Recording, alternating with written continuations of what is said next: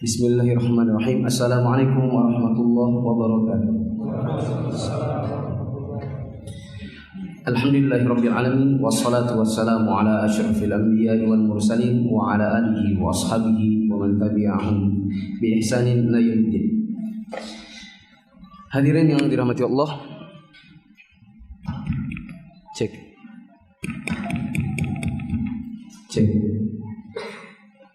Hadirin yang dirahmati Allah, pada kesempatan hari ini kita akan lanjutkan kembali pembahasan buku Mulia dengan Manhaj Salaf dan sampai pada halaman 192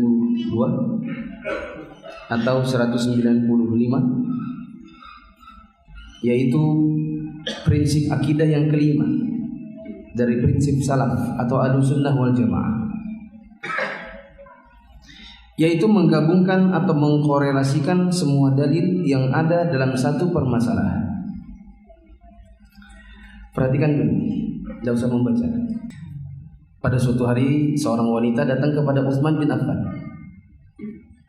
Saya pernah ceritakan cerita ini di BDI dan di beberapa tempat yang lain, mungkin sebagian dari antum pernah dengar. Wanita itu datang kepada Utsman bin Affan dan berkata, "Suamiku menuduh aku berzina." Kemudian ditanyakan, "Kenapa kau dituduh berzina?" Dia bilang, "Karena aku baru hamil 6 bulan sudah melahirkan." Maka Utsman bin Affan mengatakan, "Kalau begitu tidak ada pilihan lain kecuali rajam, atau tidak ada pilihan yang lain kecuali harus dihukum." Dalam riwayat yang lain, laki-lakinya itu yang datang. Si suaminya yang bilang, "Wahai Amirul Mukminin, istriku baru 6 bulan hamil sudah melahirkan." Berarti dia berzina sudah. Kira-kira kalau antum ketemu dengan kasus seperti ini di masyarakat, kira-kira antum anggap baik-baik saja atau hamil di luar nikah? Hamil di luar nikah. Karena baru 6 bulan sudah lahir. Maka kemudian Utsman bin Affan memanggil istrinya. Istrinya dalam keadaan menangis, dia mengatakan, "Seumur hidup saya belum disentuh oleh laki-laki kecuali yang menjadi suami saya ini." Maksudnya disentuh, dijima. Belum pernah saya disentuh, yaitu dijima oleh seorang laki-laki kecuali yang jadi suami saya ini, sambil menunjuk kepada suaminya. Tapi Utsman bin Affan tidak bisa percaya begitu saja, karena cuma 6 bulan sudah lahir. Maka kemudian Utsman hendak menjatuhkan hukuman kepada perempuan itu. Sebelum dijatuhkan hukuman, ceritanya sudah sampai lebih dahulu ke telinga Ali bin Abi Thalib. Ada riwayat yang lain yang menyebutkan Abdullah bin Abbas. Apakah Ali ataukah Ibnu Abbas? Ya, kita anggap saja Ali. Maka Ali bin Abi Thalib datang kepada Utsman bin Affan. "Wahai Utsman, apa yang kau hendak lakukan?" Utsman mengatakan, "Wanita itu telah berzina dan tidak ada hukuman, tidak ada yang lain kecuali dia harus dihukum." Maka Ali mengatakan, "Apakah kamu tidak membaca Al-Quran? Karena sesungguhnya di dalam Al-Quran, kalau engkau baca dan engkau teliti dalil-dalilnya, maka engkau akan dapati bahwa seorang wanita bisa saja hamil hanya 6 bulan. Yaitu firman Allah Subhanahu wa taala di surat Al-Ahqaf ayat 15. Coba antum yang punya Quran di HP kah, di manakah? Coba buka surat Al-Ahqaf ayat 15.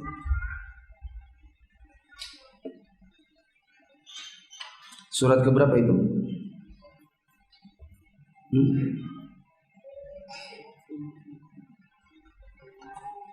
Surat Al-Ahqaf 46, buka ayat 15.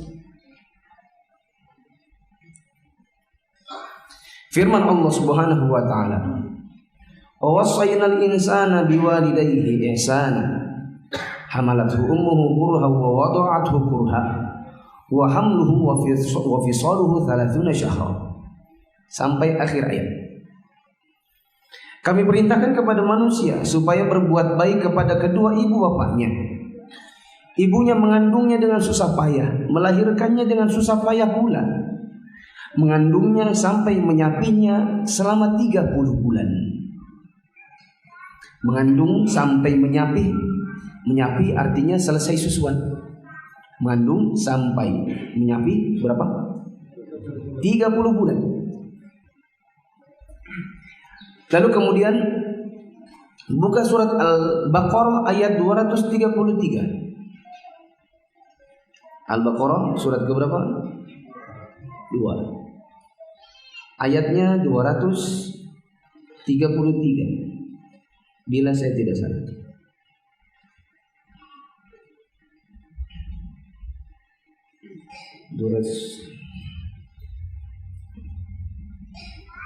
Ketemu? Firman Allah Subhanahu wa taala, "Wal walidatu yurdi'na auladahunna haulaini kamilaini liman arada ay yutimma ar-radha'ah." Sampai akhir ayat. Para ibu hendaklah menyusukan anak-anaknya selama 2 tahun penuh, yaitu bagi yang ingin menyempurnakan penyusuannya, sampai selesai ayatnya. Perhatikan teman-teman, di surat Al-Ahqaf ayat 15 tadi, hamil sampai selesai nyusu berapa bulan? 30.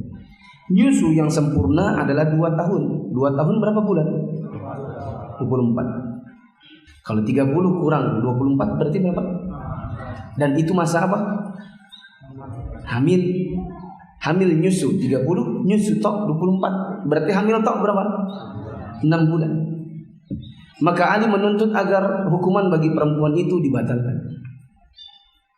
Karena dengan menggabungkan 2 dalil menunjukkan bahwa aqallu muddatil hamil namanya, yaitu masa durasi paling minim dari seorang wanita bisa hamil adalah 6 bulan berdasarkan penggabungan ayat-ayat tadi. Ini adalah satu contoh kecil dari prinsip yang kelima. Apa bunyi? Ahlussunnah atau Salafi menggabungkan atau mengkorelasikan semua dalil-dalil yang ada pada satu permasalahan. Tidak berpijak pada satu dalil saja lalu menghilangkan dalil-dalil yang lain. Dan seseorang harusnya demikian. Dalam menghadapi suatu masalah harus berpijak pada semua dalil yang mendukung masalah tersebut, dan tidak boleh hanya berpijak pada satu saja. Apalagi kalau dalil-dalil yang ada semuanya sahih, maka semuanya harus dikumpulkan. Dikumpulkan bukan maksudnya dicatat, bukan mencatat 1, 2, 3, bukan itu. Tapi kandungannya harus digabungkan.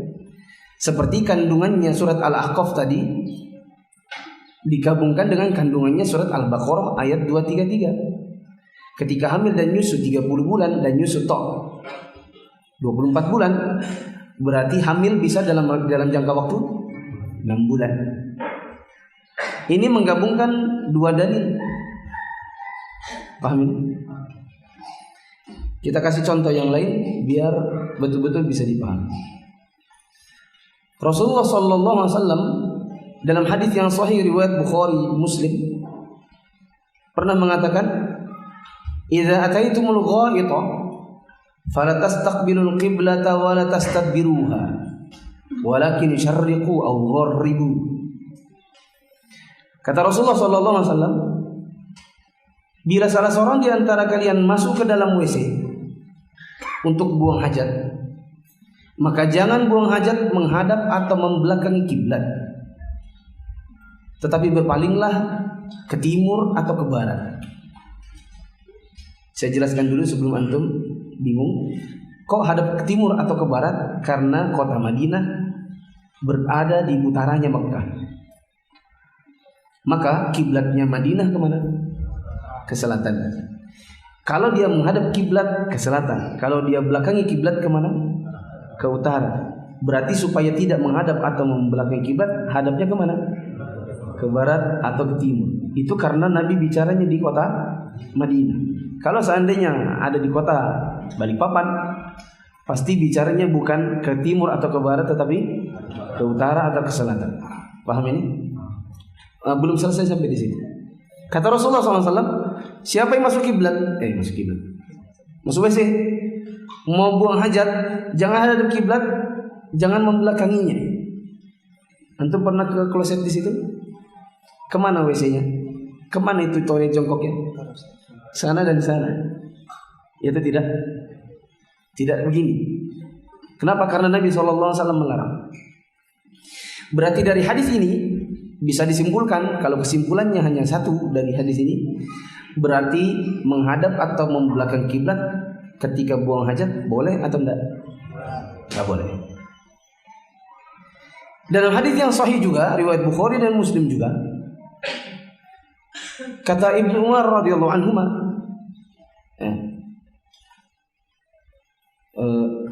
dia pernah naik ke atas rumahnya Hafsah, karena Hafsah itu adalah saudarinya. Berarti Abdullah bin Umar adalah iparnya Nabi. Berarti Umar bin Khattab adalah mertuanya. Dia naik ke rumahnya Nabi, yang ada di situ kelihatan kamarnya Hafsah atau ke rumahnya Hafsah. Naik ke atas dan tidak sengaja dia melihat Nabi SAW. Katanya beliau buang air mustadbiral qiblah. Beliau membelakangi kiblat. Berarti kalau mengikuti hadis yang kedua, membelakangi kiblat boleh kan? Boleh kan? Boleh. Kalau yang pertama tadi? Nah, gimana? Kata Nabi katanya jangan hadap kiblat, jangan belakanginya. Kok katanya Abdullah bin Umar, saya lihat sendiri Nabi membelakangi kiblat. Kalau orang nggak belajar agama, atau dia belajar agama tetapi memang pada dasarnya keinginannya jelek kepada agama ini, seperti orang-orang liberal, kesimpulan mereka adalah itu menunjukkan bahwa Nabi itu nggak harus diikuti. Kenapa? Nabi itu kadang-kadang pelin-pelan, kata mereka. Nabi itu kadang gini juga. Apa itu namanya? Pelin-pelan. Katanya gini, sekalinya dia sendiri. Itu kata orang-orang yang liberal. Tetapi sebagai seorang muslim, prinsip yang kelima ini, menggabungkan atau mengkorelasikan semua dalil yang ada dalam satu permasalahan. Berarti bagaimana? Di antara para ulama ada yang mengatakan Nabi SAW pernah melarang, tapi beliau melakukan, maka hadis yang melarang terpalingkan dari hukum haram berubah menjadi makruh saja. Karena hukum asal larangan adalah haram. Tapi kalau ada dalil yang memalingkannya, maka dia bisa turun menjadi apa? Makruh. Kalau haram berdosa. Tapi kalau makruh apa? Tidak berdosa. Hanya saja kalau ditinggalkan maka berpahala. Ada di antara para ulama yang mengatakan kejadian Nabi SAW itu di dalam bangunan, makanya dia bilang di rumahnya Hafsah. Maka ini menunjukkan bahwa yang dilarang Nabi itu kalau buang air kecilnya di tempat terbuka, di bawah langit, maka ini yang dilarang. Tapi kalau seandainya tempat buang airnya berada di ruang tertutup, maka hukumnya tidak mengapa. Ada di antara para ulama yang mengatakan demikian. Maka kesimpulannya, kalau hadis pertama bilang dilarang, hadis kedua mengatakan seolah-olah boleh. Prinsipnya Ahlussunnah adalah mengkorelasikan.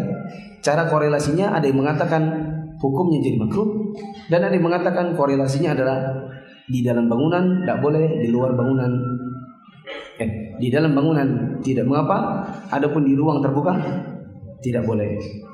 Misalnya antum main futsal di lapangan terbuka atau main sepak bola kebelet, kemudian buang air kecil di pinggir gawang, misalnya ini di ruang terbuka, maka tidak boleh membelakangi kiblat atau menghadap kiblat. Paham nggak teman-teman? Satu lagi, Rasulullah SAW pernah mengatakan, misalnya apa ya? Oh gini saja. Ada seorang ustadz di Samarinda yang mengatakan di dalam Al-Quran tidak ada pelarangan anjing, yang ada hanyalah babi. Ya. Hurrimat 'alaikumul maitatu wad-damu wa lahmul khinziri wa ma uhilla bihi li ghairillah. Diharamkan bagi kalian bangkai, darah, daging babi, dan binatang-binatang yang disembelih bukan untuk Allah. Gak ada dalam Al-Quran kalbun. Mulai dari Al-Fatihah ayat 1 sampai An-Nas ayat 6, antum gak akan ketemu pelarangan anjing, keharaman anjing.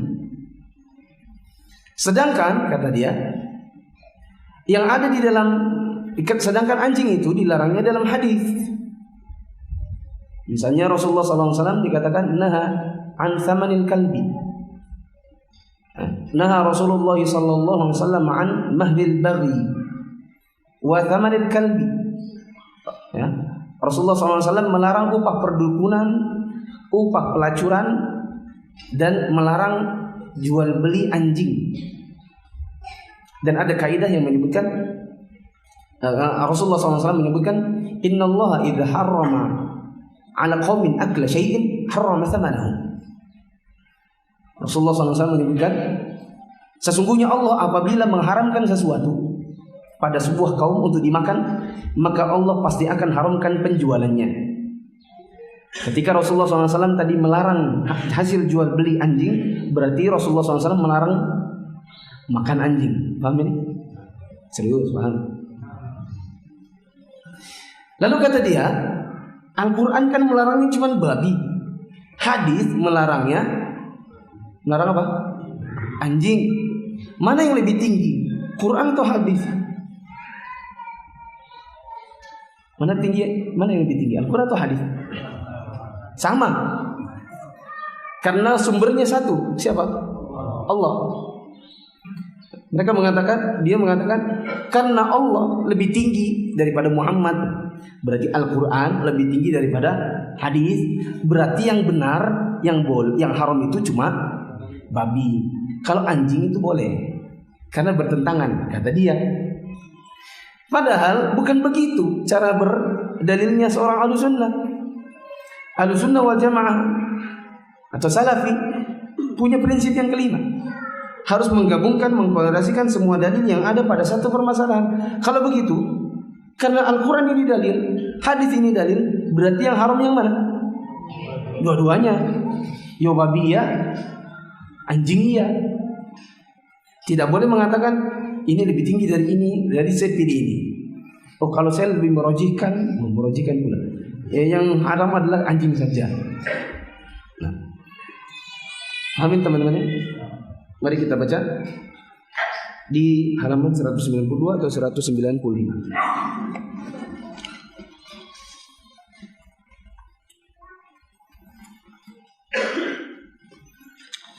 Berkata penulis poin kelima, menggabungkan atau mengkorelasikan semua dalil yang ada dalam satu permasalahan. Menggabungkan berbagai nas dalam satu permasalahan sangat dibutuhkan oleh orang yang membahasnya, baik dalam perkara akidah maupun dalam perkara ahkam, yaitu hukum-hukum syariat, khususnya apabila dianggap adanya pertentangan di dalam nas tersebut. Dengan mengumpulkan semua dalil dapat memberikan gambaran yang sempurna atas satu hukum bagi orang yang membahasnya, di mana nas-nas itu akan tampak tidak saling bertentangan, bahkan saling menyelarasi. Wajib kita ketahui bahwa semua dalil-dalil syar'i tidak ada satupun yang bertentangan antara satu dan lainnya selamanya. Adapun yang dianggap bertentangan oleh orang yang melihatnya di antara dalil-dalil dari Al-Quran dan As-Sunnah, maka itu adalah pertentangan yang tampak, yang timbul dari diri seorang mujtahid atau pemahamannya, namun pada hakikatnya tidak ada pertentangan di antara dalil-dalil syar'i tersebut. Adapun terjadinya pertentangan yang hakiki, yaitu adanya dua dalil syar'i yang saling bertentangan, di mana hukum dari dalil yang pertama membatalkan hukum dari dalil yang kedua tanpa ada nasikh, yaitu yang menghapus. dan mansukh yaitu yang dihapus, atau tanpa adanya penggabungan, maka ini tidak dapat dibenarkan sama sekali dan tidak mungkin terjadi. Bahkan ini adalah kebodohan yang harus dibersihkan dari seorang yang berakal sehat, apalagi dari Allah pembuat syariat. Allah Ta'ala berfirman dalam surat An-Nisa ayat 82 yang artinya, maka tidakkah mereka menghayati atau menerima Al-Quran? Sekiranya Al-Quran itu bukan dari Allah, pasti mereka menemukan banyak hal yang bertentangan di dalamnya. Dalam satu riwayat disebutkan bahwa ketika beberapa sahabat Nabi SAW sedang duduk-duduk di dekat rumah Nabi SAW, tiba-tiba di antara mereka ada yang menyebutkan salah satu dari ayat Al-Quran. Lantas mereka bertengkar sehingga suara mereka semakin keras. Lalu Rasulullah SAW keluar dalam keadaan marah dan merah mukanya, sambil melemparkan debu seraya bersabda, "Tenanglah wahai kaumku, sesungguhnya cara seperti ini, yaitu bertengkar, telah membinasakan umat-umat sebelum kalian, yaitu mereka menyelisih para nabi mereka serta mempertentangkan sebagian isi kitab itu bertentangan dengan sebagian yang lain. Ingat, sesungguhnya Al-Quran tidak turun untuk mendustakan sebagiannya dengan sebagian yang lain. Bahkan ayat-ayat Al-Quran sebagiannya membenarkan sebagian yang lainnya. Karena itu apa yang telah kalian ketahui maka amalkanlah, dan apa yang kalian tidak ketahui serahkanlah kepada yang mengetahuinya." Para ulama telah ijma' atau bersepakat bahwa tidak ada satupun dalil-dalil qat'i yang bertentangan. Artinya tidak ada dalil dari Al-Quran dan As-Sunnah yang saling bertentangan. Saya pertegas lagi bahwa tidak ada satupun dalil atau ayat Al-Quran yang bertentangan dengan ayat Al-Quran yang lainnya. Tidak ada satupun dalil Al-Quran yang bertentangan dengan As-Sunnah, dan tidak ada satupun dalil Al-Quran dan As-Sunnah yang bertentangan dengan akal manusia.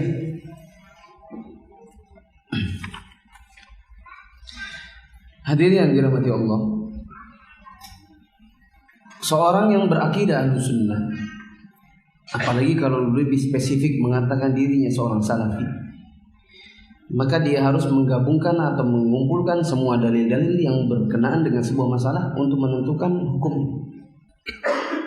Tadi kita kasih contoh soal wanita hamil 6 bulan. Bolehkah dia dituduh sebagai seorang pezina atau tidak? Kita kasih contoh dalil tentang apa tadi yang kedua ya? Tentang masalah menghadap kiblat atau membelakangi kiblat ketika buang air. Kita kasih contoh yang ketiga tentang mana yang haram, babi atau anjing. Ini diantara masalah-masalah dari sekian banyak lagi yang menunjukkan kepada kita bahwa di dalam suatu permasalahan kita harus mengumpulkan semua dalil-dalil yang berkenaan. Di sini disebutkan konsepnya. Kita harus menggabungkan semua nas, baik dalam perkara akidah maupun perkara ahkam. Baik itu berkenaan dengan keyakinan soal akidah maupun soal hukum-hukum. Tadi contoh 1, 2, 3 itu semua masalah hukum. Saya tidak menyebutkan satu contoh masalah akidah. Apalagi kalau seandainya seolah-olah nas-nas yang ada itu seolah-olah bertentangan. Seperti kan contoh yang kedua, itu kan seolah-olah bertentangan. Nabi melarang buang air menghadap atau membelakangi kiblat, tapi suatu hari beliau membelakangi kiblat. Kan seolah-olah bertentangan. Iya atau tidak? Tapi hanya seolah-olah. Ya, itu hanya seolah-olah saja. Itu bertentangannya di akal kita. Pertentangannya hanya di benak kita. Adapun hakikatnya tidak. Karena Rasulullah SAW, Allah Subhanahu wa taala berfirman di ayat yang paling bawah. Kalau di buku antum yang baru di belakangnya. Allah Subhanahu wa taala berfirman, "Afala yatadabbaruna al-Qur'an? Walau kana min 'indi ghairillahi lawajadu fihi ikhtilafan katsiran." Apakah tidak mereka menghayati atau mendalami Al-Quran? Sekiranya Al-Quran itu bukan dari Allah, pasti mereka menemukan hal-hal yang bertentangan di dalamnya yang sangat banyak. Jamaah yang dirahmati Allah, ini perkataan Allah sendiri. Kalau seandainya Al-Quran itu bukan dari Allah, atau dibuat hanya oleh manusia, atau dibuat oleh Muhammad semata, maka di dalamnya pasti terdapat perselisihan yang banyak. Tanaqud, Tanda kutip itu kontradiksi. Ayat yang satu dengan ayat yang lainnya kontradiksi. Tidak mungkin ada pertentangan di dalam dalil kecuali ada dalil yang pertama yang membatalkan sebuah hukum dari dalil yang kedua. Pembatalnya, penghapusnya namanya nasikh. Dan yang dihapuskan itu disebut dengan mansukh. Penghapusnya namanya apa? Nasikh. Coba bilang. Dan yang dihapuskan namanya mansukh. Coba bilang. Mansukh. Saya kasih contoh. Coba antum buka surat Al-Baqarah ayat 240.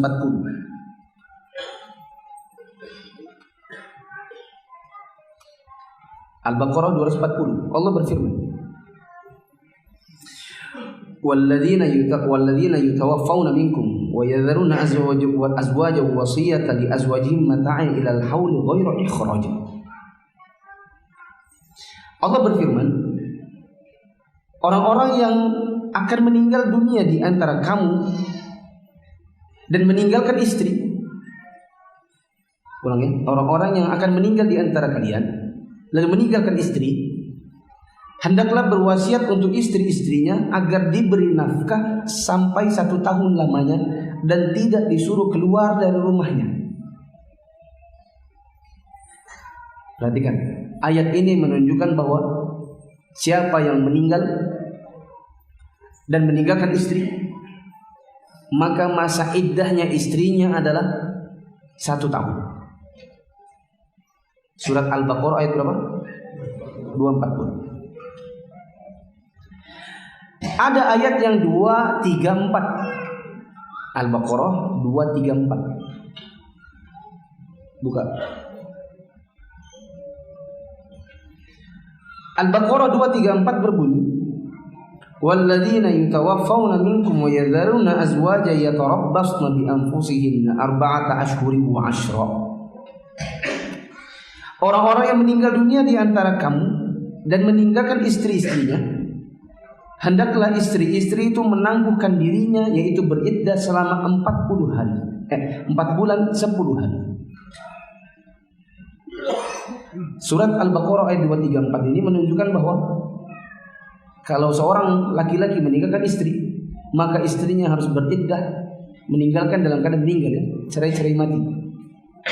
Maka dia harus beriddah selama 4 bulan 10 hari. Saya tanya kepada antum menjawab. Berarti Al-Baqarah 240 dan 234 itu bertentangan kah enggak? Bertentangan atau tidak? Gini, seolah-olah ya. Bertentangan atau tidak? Iya, bertentangan. Antum saya tanpa seolah-olah antum langsung bilang enggak. Karena langsung ke prinsip. Kalau kita baca ala-ala orang awam, ini bertentangan atau tidak?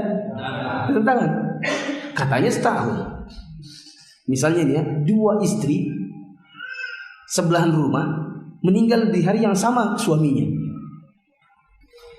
Terus yang satu setahun sudah nikah. 4 bulan 10 hari udah nikah. Yang satu nikahnya nanti setahun kemudian. Dia bilang kau telah berzina. Loh, kok bisa berzina? Baru 4 bulan 10 hari kamu sudah nikah lagi. Luar biasa. Loh, memangnya kenapa? Allah bilang arba'ata asyhuri wa 'ashra. Ya, Allah mengatakan 4 bulan 10 hari saya sudah bisa nikah. Lalu perempuan yang kedua mengatakan tidak boleh, harus setahun. Ya, berdasarkan ayat apa tadi? 240-nya. Berkelailah mereka. Berarti ini bertentangan atau tidak? Bertentangan. Jadi bagaimana? Di sini tadi disebutkan di dalam Al-Quran tidak ada yang namanya bertentangan, kecuali kalau diketahui ada yang namanya nasikh dan ada yang namanya mansukh. Ada yang namanya penghapus dan ada yang namanya dihapus. Nah, para ulama menjelaskan bahwa ayat 234 dengan 240 itu datang lebih dahulu yang 240 ketimbang 234. Lalu kemudian diketahui karena dia datang lebih dahulu, lalu datang belakangannya yang ayat 2:34, maka itu menunjukkan bahwa yang 1 tahun sudah dihapuskan oleh yang 4 bulan, oleh 4 bulan 10 hari. Begini loh jemaah, ini perbandingan yang mungkin lebih memudahkan. Antum tahu bahwa di zaman awal-awal keislaman, Nabi SAW masih membolehkan khamr, ya kan? Kemudian hukum bolehnya khamr ini dianulir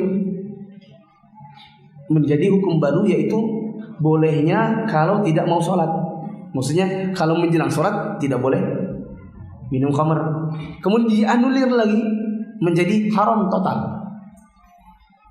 Nah, yang manakah yang dihapus, yang mana yang penghapus?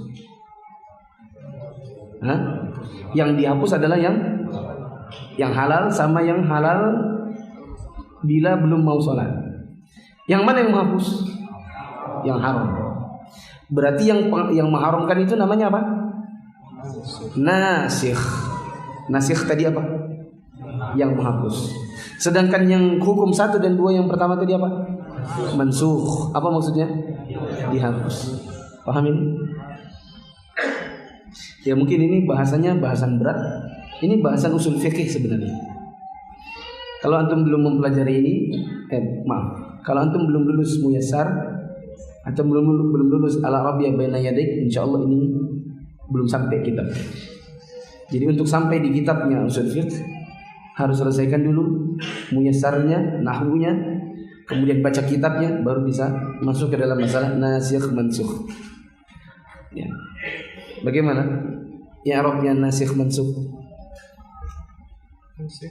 Nasakh, yansukh, terus lanjutkan. Nasikhun, terus mansukhun, terus unsukh, terus mansakhun. Allah alam.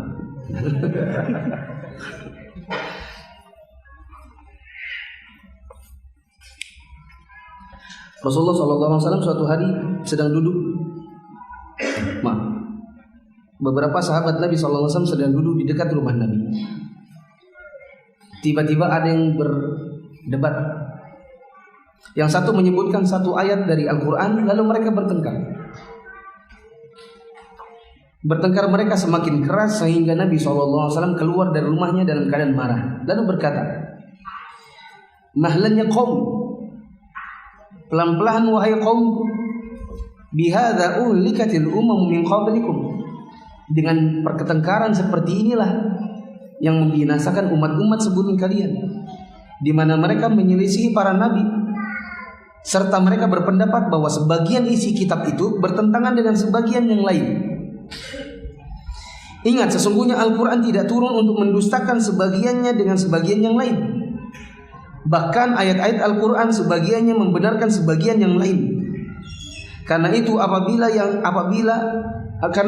yang telah kalian ketahui maka amalkan, dan apa yang kalian tidak ketahui maka serahkan kepada orang yang paling mengetahui. Kata-kata Nabi SAW ini yang perlu digarisbawahi, terutama yang pada perkataan orang-orang yang sebelum kalian binasa karena menyelisihi para nabi dan apa tadi? Mereka berpendapat bahwa sebagian isi kitab bertentangan dengan sebagian yang lain. Maka dari sini jamaah yang dirahmati Allah, ini menunjukkan kepada kita bahwa Al-Quran tidak mungkin bertentangan satu ayat dengan ayat yang lainnya. Tidak mungkin pula ayat Al-Quran bertentangan dengan hadis Nabi, karena sumbernya sama. Ya. Hadis itu dari siapa sih? Kalau pengucapannya dari siapa? Dari Rasul. Tetapi kontennya, maknanya dapat datang dari mana? Dari Allah. Dia wahyu juga, sebagaimana Allah Subhanahu wa taala mengatakan, wa may yantiqu 'anil hawa in huwa illa wahyu yuha. Sesungguhnya Rasulullah SAW itu tidak berkata-kata sesuai hawa nafsunya, melainkan semua yang dikatakannya adalah wahyu yang diwahyukan kepadanya. Maka tidak ada yang namanya ayat bertentangan dengan hadis.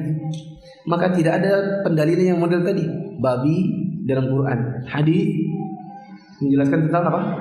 Anjing. Kalau begitu ini bertentangan dengan ini. Kalau gitu kita pilih yang mana? Bukan begitu. Karena tidak mungkin bertentangan, maka ini dan ini dua-duanya digabungkan. Nah, wallahu a'lam bishawab. Penjelasan para ulama kita lanjutkan di pertemuan yang akan datang. Saya berikan contoh yang lain. Berarti contoh tadi satu soal hamil 6 bulan.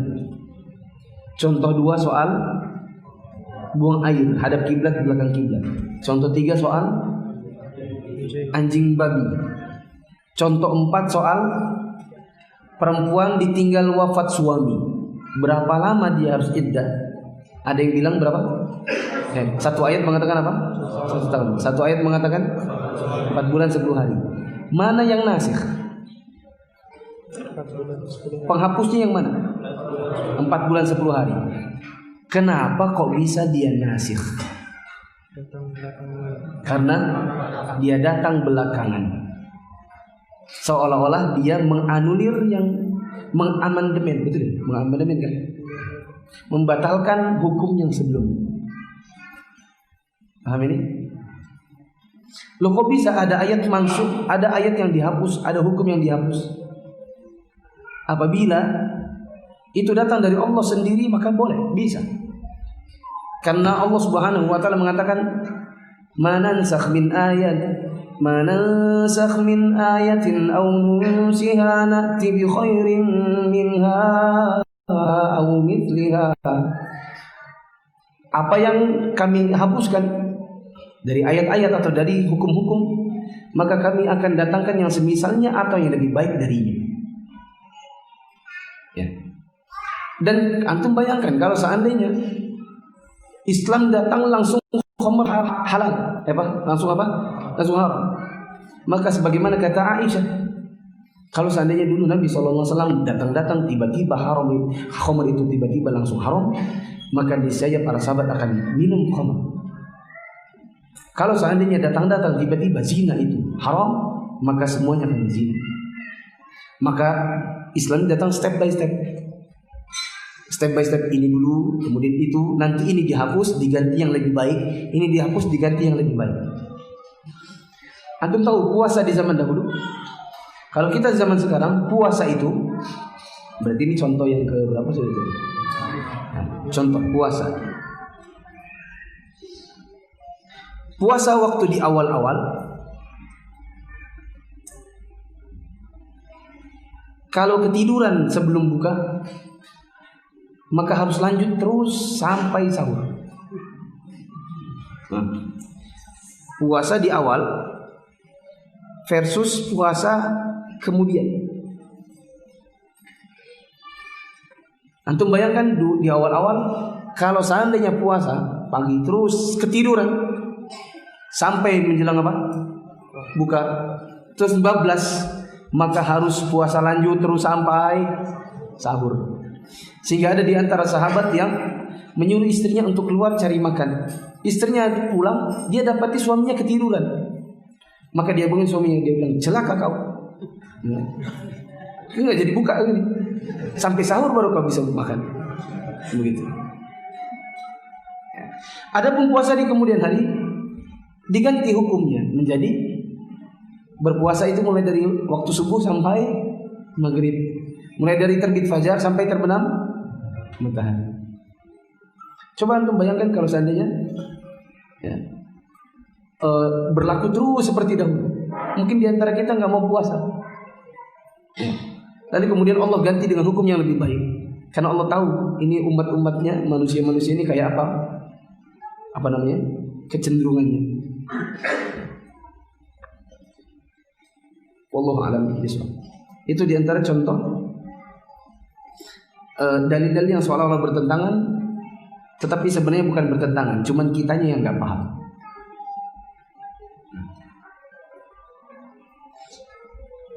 Ada lagi satu lagi firman Allah di surat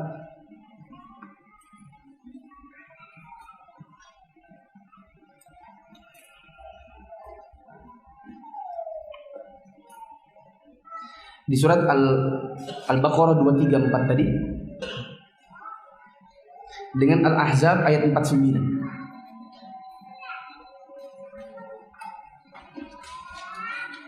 Nah, pertentangannya apa? Maksudnya bagaimana? Apa yang bertentangan? Dan bagaimana cara menyelesaikannya? PR buat antum. Nanti saya tunjuk random minggu depan. Antum harus bisa jawab. Bila nggak bisa jawab, gimana hukumannya? Berdiri satu kaki, pegang kuping. Ya, antum harus cari 234 Al-Baqarah dengan Al-Ahzab berapa tadi? 49. Letak pertentangannya di mana? Dan tidak mungkin bertentangan, pasti ada jalan untuk menyelesaikan masalahnya. Itu PR antum. Ustaz mau tanya, jika bayi baru lahir apakah harus kita bacakan adzan dan iqamat? Jawabannya tidak harus. Antum tanyakan apakah harus? Jawabannya tidak harus. Apakah dibacakan? Apakah disyariatkan untuk baca adzan? Ada khilaf di antara para ulama. Imam Malik mengatakan tidak ada adzan. Jumhur ulama mayoritas mengatakan sunnah adzan. Adapun iqamat tidak ada. Kalau iqamat jelas tidak ada. Kalau saya tidak ada di telinga bayi, tapi kalau ada yang mau, saya tidak mengingkari. Adapun iqamat tidak ada, karena iqamat itu untuk panggilan mendirikan sholat. Bagaimana baca adzan dan iqamat untuk orang meninggal? Tidak ada tuntunannya, nggak ada dalilnya. Sekian banyak orang meninggal di zaman Nabi, nggak pernah ada ceritanya ada orang dikuburkan oleh Nabi atau para sahabat yang lain, mereka diazankan atau diiqamatkan. Apa hukumnya menjadi makmum sholat berjamaah di masjid yang imamnya mendukung kegiatan Syiah? Kalau saya tidak mau, saya akan cari masjid yang lain. Ada golongan Syiah yang ada di Balikpapan? Banyak.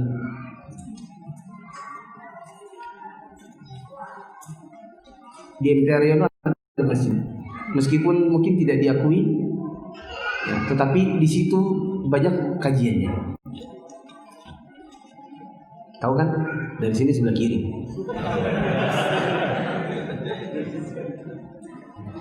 Apa pendapat Ustaz tentang tarekat dan tasawuf? Antum baca buku ini di bagian belakang tentang firqah-firqah sesat, cari bagian tasawuf lalu baca.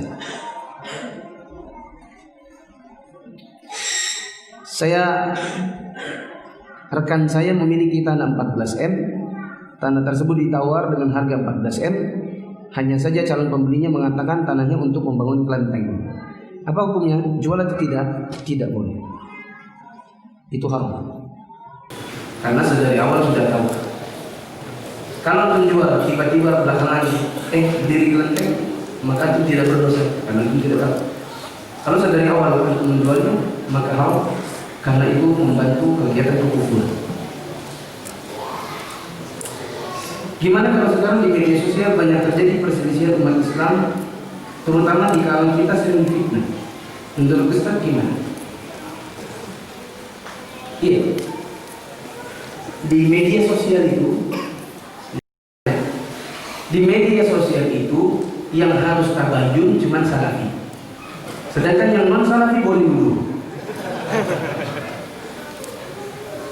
Begitu. Kalau antum baca tulisan saya, judulnya tanggapan terhadap tuntutan bertemu dengan Ustaz Adi Hidayat, antum akan baca ada poin di situ saya sebutkan, jangan pernah ada baik yang mendukung maupun yang tidak untuk melontarkan tuduhan-tuduhan, apalagi yang ada hubungannya sama hati orang. Itu yang tahu Allah, kemudian orangnya. Mau dia misalnya sok tenang, ingin tenang, jangan pernah menyebutkan seperti itu, karena itu urusannya Allah, kemudian dirinya. Anda tidak tahu maka tidak boleh menuduh. Yang kita boleh lakukan hanyalah mengkritik soal apa yang salah, dalilnya apa. Tapi mengkritik soal pribadi kan, apalagi kalau kemudian melecehkan dengan bentuk-bentuk seperti misalnya menyebutkan, mengejeknya dengan nama-nama binatang. Baru tadi sore saya dapatkan ada sebuah video, ada 4 orang di situ, satu di antaranya Haji Tengku Zulkarnain, Wasekjen. Orang yang pertama mengatakan hadiran ini, salafi ini tahu satu hadis, nggak tahu hadis ini. Orang kedua mengatakan mungkin bukan tidak tahu, malah justru menutup-nutupi. Orang yang tadi pertama mengatakan bisa jadi. Saya tanya, ini tuduhan atau data? Ini tuduhan. Apalagi cuma kata bisa jadi itu artinya bisa benar, bisa salah. Bagaimana mungkin Anda mengkritik seseorang dengan sesuatu yang bisa benar, bisa salah?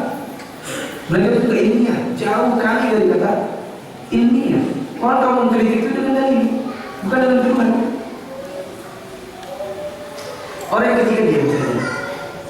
Orang yang keempat Kiai Haji Zulkifli. Di bagian belakang menyebutkan Ustaz Abdul Hakim bin Abdul itu kalau di Medan dia disebut dengan Abdul Hakim Badot Modal. Bukan Abdul Hakim Amir Abdal, tapi Abdul Hakim Modal. Apa itu artinya? Ditanya orang yang satu atau dua atau tiga, apa itu Ustaz Modal? Modal itu dong. Ini kotor. Maksudnya apa? Monyet. Apa kayak ilmiah? Mengkritik. Kalau tidak pendapat, tetap dalam menjaga adab. Tetap dalam menjaga adab. Tidak boleh kemudian kita melontarkan misalnya tuduhan. Mengkritik ada orang kita tidak senang padanya, lalu kita sebut dia monyet, anjing, babi. Ya. Maka kalau di media sosial saya katakan yang wajib tabayun hanya satu, yang lain boleh dulu. Ya. Sedangkan yang namanya tabayun sini dan sana. Kecuali bila dengan nyata-nyata, dengan dalil-dalil atau dalam bukti-bukti yang sangat jelas tentang penyimpangannya.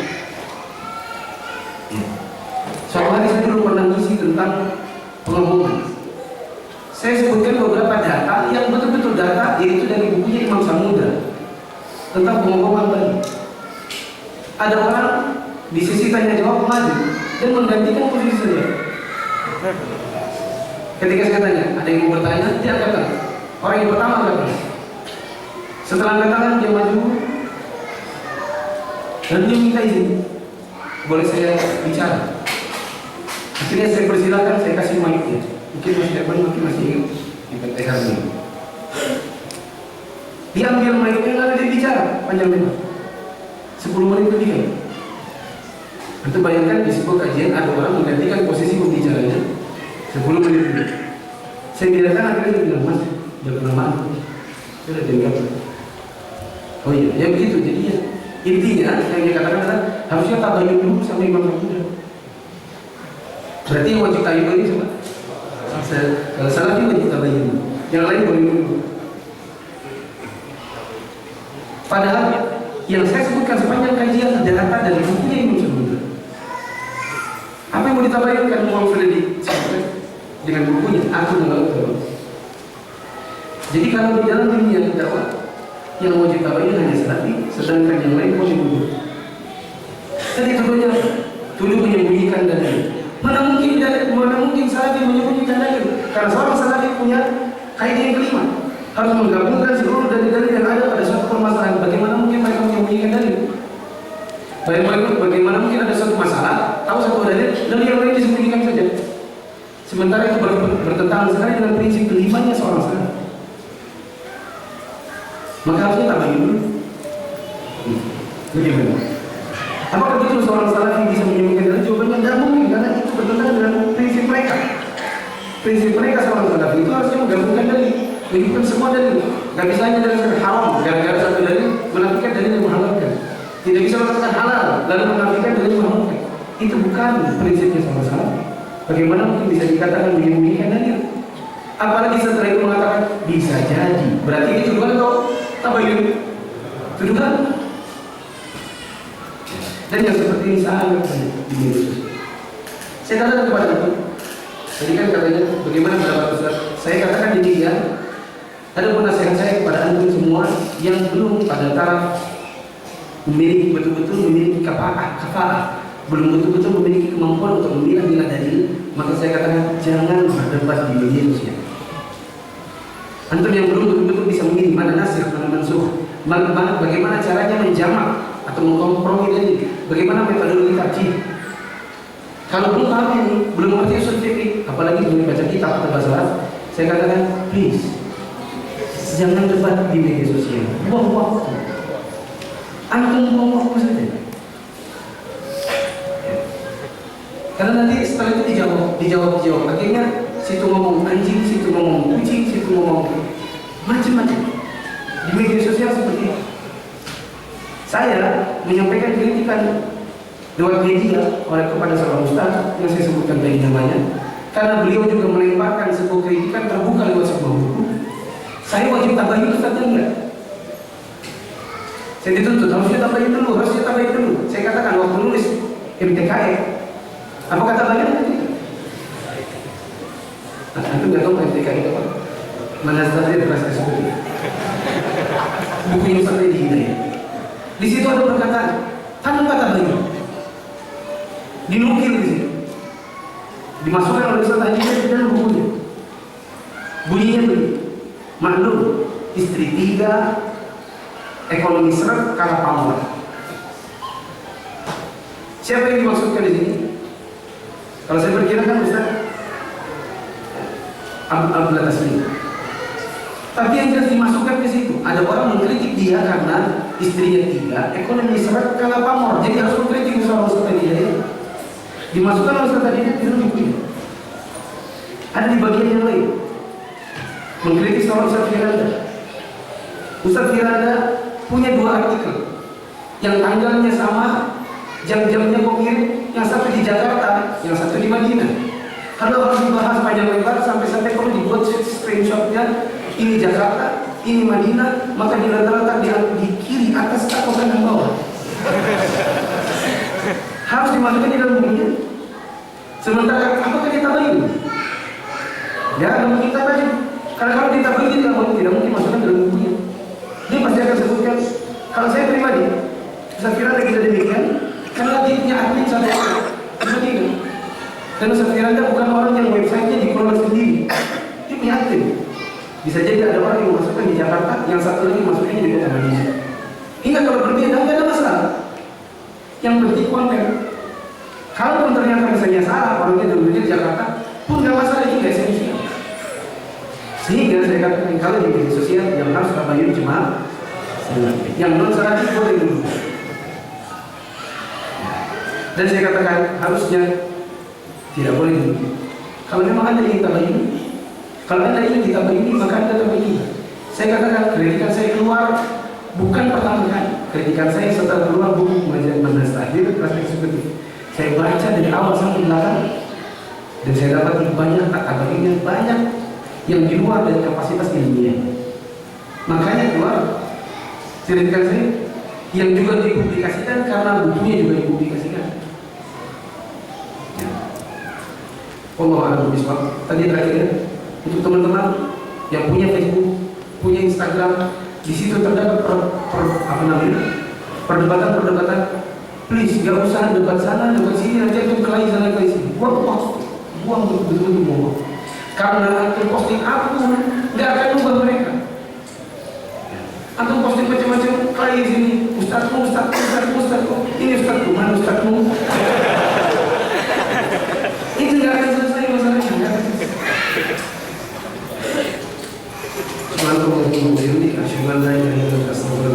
Assalamualaikum warahmatullahi wabarakatuh.